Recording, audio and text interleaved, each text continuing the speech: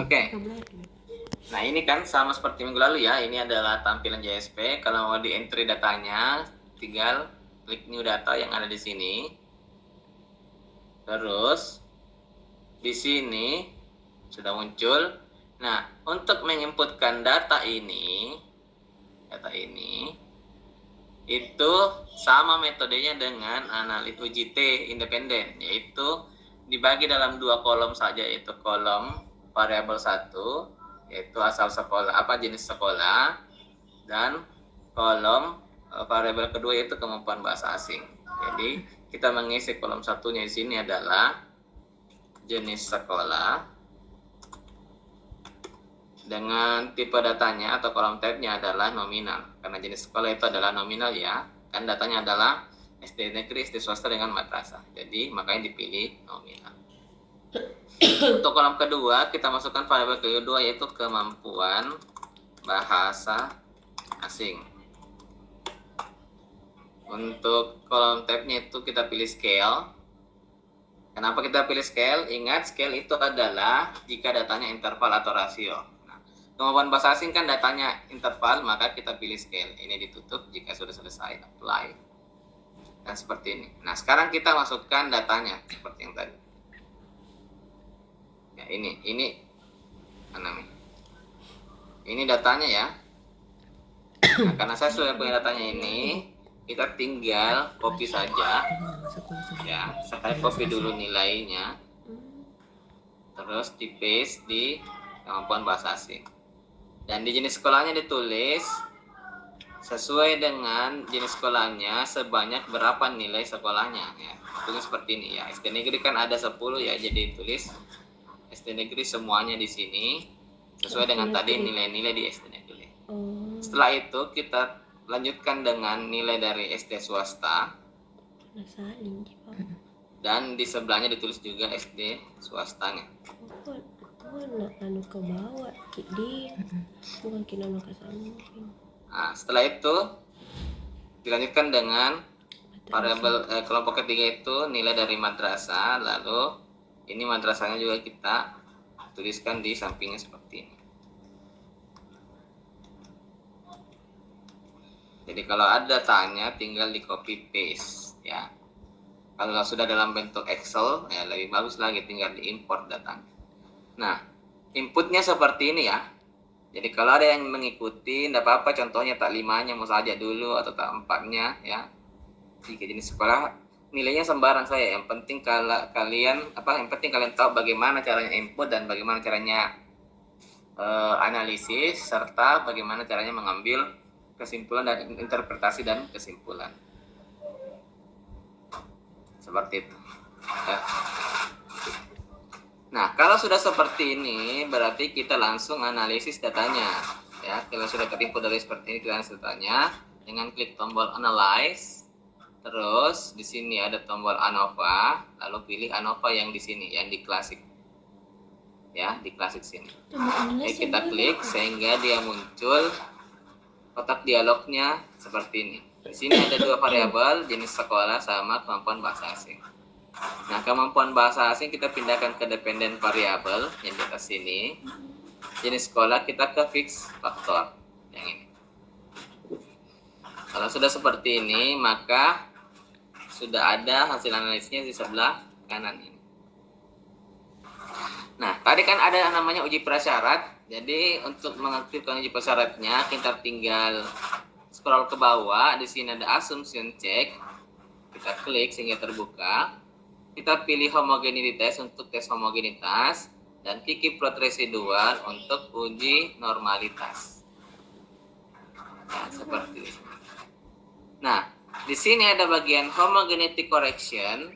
Seperti saya katakan tadi, homogeneity correction ini dipilih jika dia homogen atau tidak homogen. Kalau dia homogen hasilnya maka dipilih yang non, yang tadi ya. Kalau dia tidak homogen bisa dipilih brown atau Wells. Kita pilih Wells saja, kita checklist saja ya untuk memunculkan perhitungannya di sebelah sini. Memunculkan perhitungannya.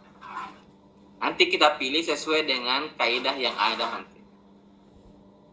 Nah, sekalian juga kita akan aktifkan uji non parametriknya itu kurus kasualis, yaitu ada di bawah sini. Di sini ada tulisan non parametrik, kita klik sehingga dia muncul kotak dialog seperti ini. Ketika non parametriknya sudah muncul, di sini ada jenis sekolah di kotak kiri, kita pindahkan ke kotak kanannya. Nah, ini adalah pilihan dasar yang dipilih jika ingin memilih menganalisis ANOVA. Ya. Bapak ditampilkan saja semua perhitungannya, nanti disesuaikan nilai mana yang dilihat di tabelnya sesuai dengan analisisnya. Nah, yang pertama ini sudah ya, saya perkecil sehingga ini muncul. Yang pertama yang dilihat adalah uji normalitas dulu. Uji normalitas dilihat dari tabelnya, grafiknya. Ini ada grafik Kiki plotnya. Jadi normalitas itu bisa ada dua, bisa pakai tabel perhitungan kayak ini. Kalau disediakan pakai tabel ini, kalau tidak ada munculkan Kiki plotnya saja. Kaidahnya itu sama aja dengan yang minggu lalu. Nah, di sini uji normalitasnya dilihat dari grafiknya ya. Grafiknya di sini cara membacanya adalah jika titik-titik ini yang ada di grafik Kiki plotnya ini cenderung mengikuti garis lurus atau pada umumnya, ingat kata cenderung atau pada umumnya ya, mengikuti garis lurus, maka data ini bisa dikatakan sudah berdistribusi normal. Seperti itu ya. Nah, itu berarti asumsi normalitasnya sudah terpenuhi bahwa dia normal. Karena dia normal berarti yang non atau Wells. Ingat tadi kalau dia tidak normal, maka dipilih yang di bawah sini yang Kruskal-Wallis test. Berarti karena dia normal, maka nilai Kruskal-Wallis ini tidak digunakan lagi. Karena dia normal. Kalau dia tidak normal, langsung dipakai yang tabel Kruskal yang ini. Tapi karena dia normal, ini kan cenderung mengikuti garis lurus, maka kita menggunakan perhitungan yang lain, yaitu yang non di atas di sini atau Wells. Nah, sekarang kita lihat uji homogenitasnya lagi. Uji homogenitas dilihat pada tabel ini dan kita fokus ke nilai P di sini. Nilai P-nya adalah titik 3.340. Ini berarti bisa dibaca 0,34 ya. 0,34 ini kita bandingkan dengan kaidahnya yang kayak kemarin. Ini adalah kaidah pengambilan keputusannya homogenitas yang ini. Jika nilai P, ini nilai P-nya ya, besar dari 0,05, maka terima H0 atau dia homogen, datanya homogen. Kalau nilai P-nya kurang dari 0,05, maka tolak H0. Maka datanya tidak homogen. Nah, sekarang P-nya 0,340. Berarti yang mana ini? Ada yang bisa jawab? Besar dari lebih. Apa? Siapa yang bicara tadi? Halo? Ada yang bisa jawab ini? Pilih yang mana ini? Yang mana yang diputuskan ini? P besar daripada 0,05 atau P kurang dari 0,05? Lebih besar dari 0,5. Lebih besar dari 0,05. Oke, baik. Sampai yang bicara. Sini kok enggak muncul saya. Oke. Lebih besar daripada 0,05 berarti keputusannya adalah terima H0. Karena terima H0, maka bisa disimpulkan bahwa datanya adalah data yang homogen. Oke. Ingat tadi ya, berarti dia normal dan homogen. Ingat asumsi yang ini tadi. Kalau dia normal dan homogen, maka uji ANOVA yang pilihan non. Ya. Ingat pilihan tadi. Berarti karena dia normal dan homogen, maka dipilih uji ANOVA pada tabel non yang ini. Kalau dia normal tapi tidak homogen, dipilih Wells. Kalau dia tidak normal, maka Kruskal-Wallis. Ya, itu. Ya. Karena dia normal dan homogen, maka dipilih yang non. Nah, non kita lihat lulusannya adalah nilai P-nya 0,001 atau kurang dari 0,001. Ya. Apa artinya ini? Kita lihat di tabel perbandingan ini. Ya, di sini. Saya perhatikan kembali. Nilai P-nya adalah 0,001 atau ini kurang dari 0,001. Sebenarnya aksesnya adalah lebih di bawahnya lagi 0,001 karena dia kecil sekali. Ini artinya kalau begini ada tanda begininya, beda dengan kayak tadi yang ini. Tidak ada tanda kurang darinya ya. Ini berarti nilainya adalah pas 0,340. Tapi karena ada tanda lebih kecil, berarti hasil hitungnya itu sebenarnya di bawahnya 0,001.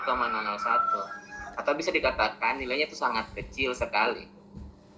Tapi karena di sini tidak bisa dituliskan nilai sangat kecil sekali. Nilai sangat kecil sekali itu dalam skala 0,0000-nya banyak sekali ke bawah. Karena ini sangat panjang, maka disingkat saja berarti di bawahnya 0,001.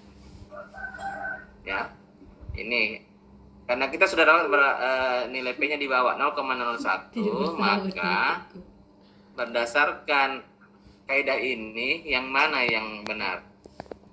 Yang keputusannya? Tolak apa? Lebih Apa? tolak karena lebih Tolak kecil.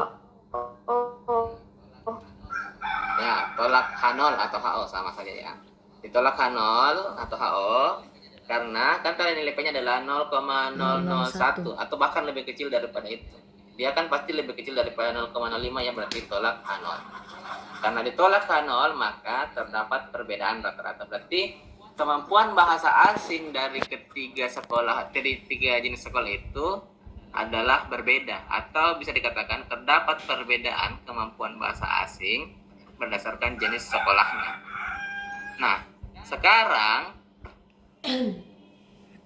di sini kan kita belum diketahui yang mana yang saling berbeda. Nah, cara untuk mengetahui yang mana saling berbeda, kita kembali ke JSP ini tadi, terus mengaktifkan post hoc test. Di sini ada post hoc test. Ya, post hoc test ini. Post hoc test ini, di sini ada jenis sekolah, kita pindahkan ke sini. Setelah dipindahkan jenis sekolahnya itu, ini berarti kita melakukan post hoc test. Kita scroll ke bawah di sebelah kanan ini, maka akan muncul tabel post hoc test di sini. Oke, saya tutup ini ya. Saya perbesar lagi. Ini adalah tabel post hoc testnya yang di bawah ini. Post hoc test berarti post itu berarti tes setelah atau uji lanjut namanya. Jadi sama jika kalau kayak kalian kuliah kan namanya S1 atau sarjana. Makanya kalau selesai S1 mau kuliah lagi namanya pasca sarjana, berarti ujian setelah sarjana. Kuliah setelah sarjana.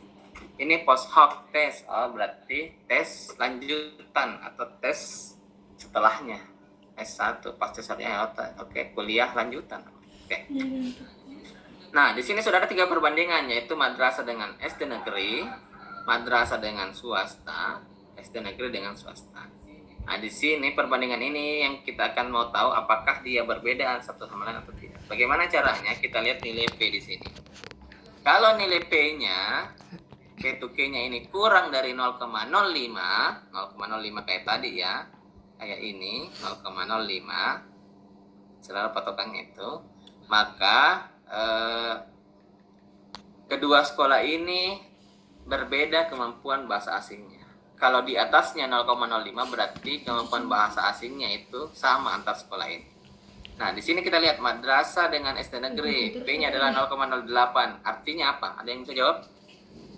0,08. Tadi 0,08 Kurang dari lebih kurang. 0,05 Pak. Jadi berbeda kemampuan. 0,0 yang mana besar? 0,05 atau 0,08? 0,08. Pak, kalau madrasah lebih tinggi dari 0,05 Pak. Jadi sama kemampuannya. Ya, di sini adalah madrasah dengan SD negeri ya. Ini dilihat nih, madrasah SD negeri. Ya, berarti madrasah dengan SD negeri kemampuan bahasa asingnya adalah sama karena nilai P2K-nya adalah di atas 0,05. Nah, sedangkan madrasah dengan baris di bawahnya, ini artinya madrasah dengan SD swasta. Madrasah dengan SD swasta ini kemampuan bahasa asingnya berbeda karena nilai P-nya kurang dari 0,05. Bahkan di sini kurang dari 0,001. Iya. Begitupun dengan SD negeri dan SD swasta, kemampuan bahasa asingnya mereka berbeda. karena nilai P-nya adalah kurang dari 0,001 atau lebih kecil daripada 0,05. Berarti bisa disimpulkan bahwa kemampuan bahasa asing berbeda terdapat pada perbedaan itu terdapat pada madrasah dengan SD swasta dan SD negeri dengan SD swasta. Sedangkan madrasah dengan SD negeri, kemampuan bahasa asing kedua jenis sekolah ini sama. Jadi kalimat-kalimatnya begitu, Ji. Itu namanya interpretasi dan kesimpulannya. Oke, sampai di sini ada yang mau ditanyakan?